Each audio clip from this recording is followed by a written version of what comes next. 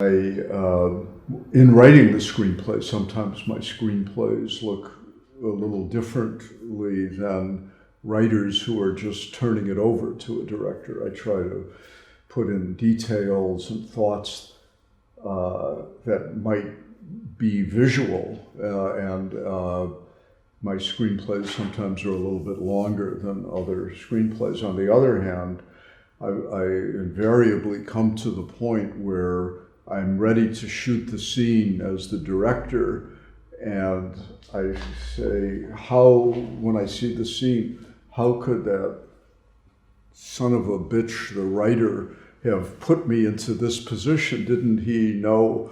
So, what I had to deal with. So it's good to be able to second guess yourself or be angry at yourself. But generally, I know basically how I'm going to shoot the movie if I write it.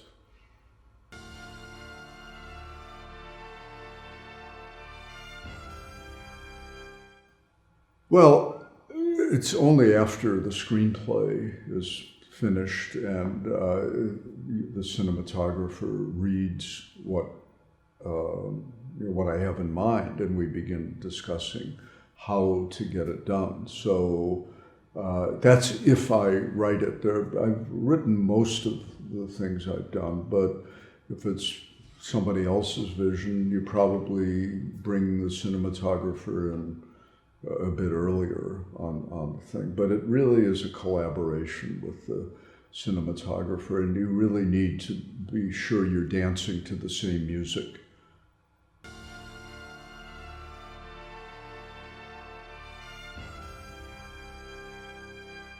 Yeah. It was, well, in some ways, while it was groundbreaking, I guess in retrospect, at the time, I just thought that was the way the only way the film could be made was by taking archival footage in many cases and putting the actors into the archival footage. I had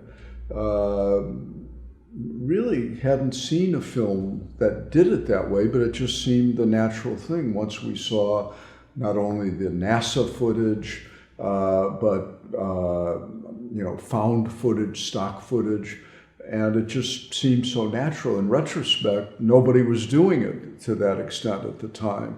But we just proceeded as if that was, wow, we found all this great footage. They had the launches of the rockets and shots from outer space and so forth. And it just, we were young and it just seemed so natural to do that. And Caleb was a very close collaborator. I had known him since he was in college. And doing light shows where everybody would be stoned back in the hippie era, except Caleb, who was he looked stoned, but he was just fascinated by light, by the play of light. And we stayed friends. We've been friends for maybe, 45 years now.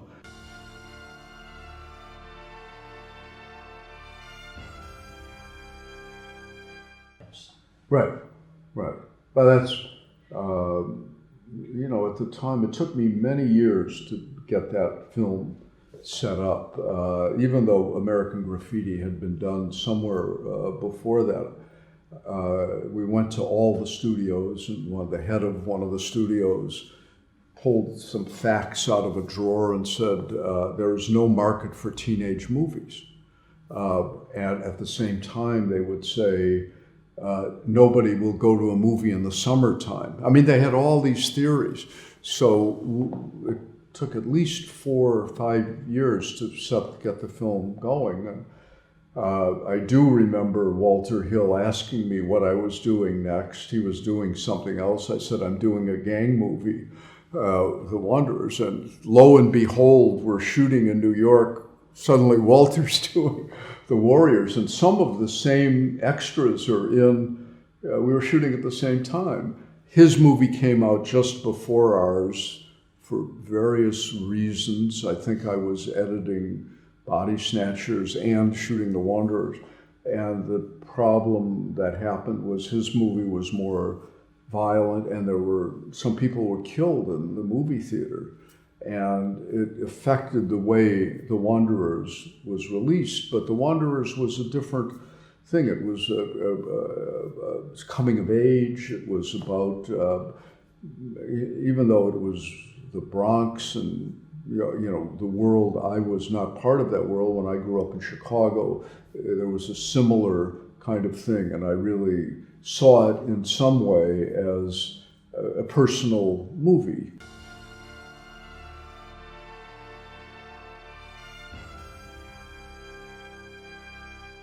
Well, I don't know. I mean, I've only met Soderbergh briefly, and he's very quiet. So, but his films are not so quiet.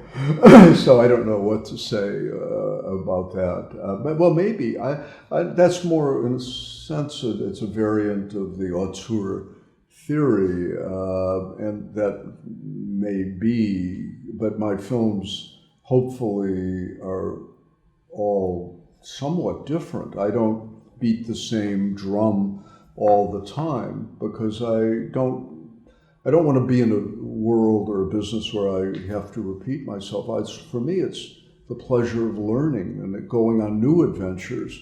I very seldom have seen my films after I've made them, but I spent years, often, The Right Stuff was 5 years, Unbearable Lightness of Being 4 years, immersed every waking moment in the film. And so maybe I am the result of my movies, not the movies being the result of me, or some confluence of those two things, because along the course, making The Right Stuff, I was moved into areas that I knew very little, if nothing about in many ways. I just loved the theme and following the spirit of the film.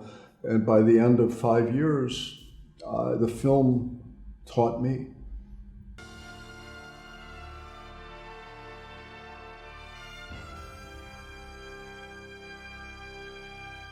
Well, it wasn't 50 years ago, it was yesterday.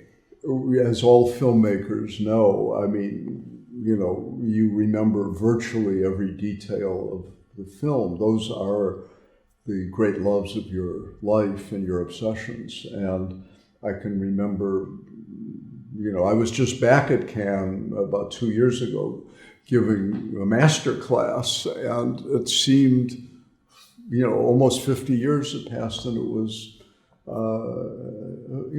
no time had passed. In other aspects, of course, of my life and the world, things had changed. But, the adventures of the film, the living with the characters,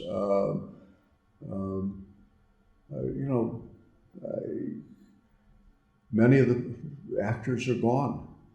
And what's great about seeing it, I really haven't seen the film in a long time, but I've seen, when at Cannes, I saw little clips of that and actors who were long gone. And it's one of the wonders of film is that there they are. They come back to you, they speak to you, and it's great to be, recorded, and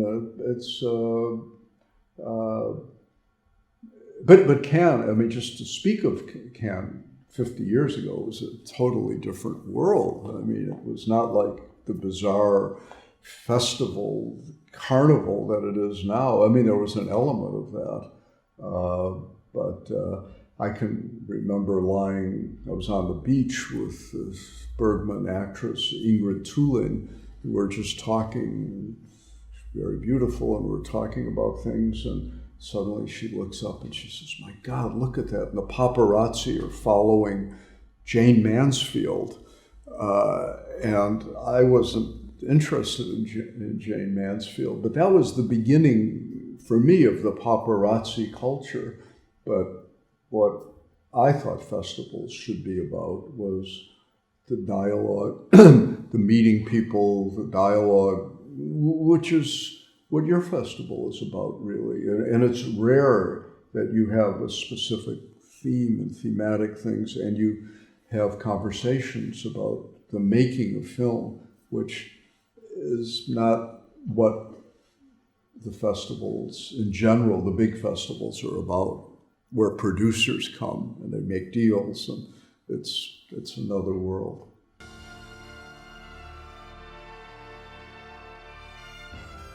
I think it's great. I've heard, for years, cinematographer friends of mine have come here, and there's this sort of dialogue. I was in France the other day, and a great French person, a man of cinema, was talking about this festival.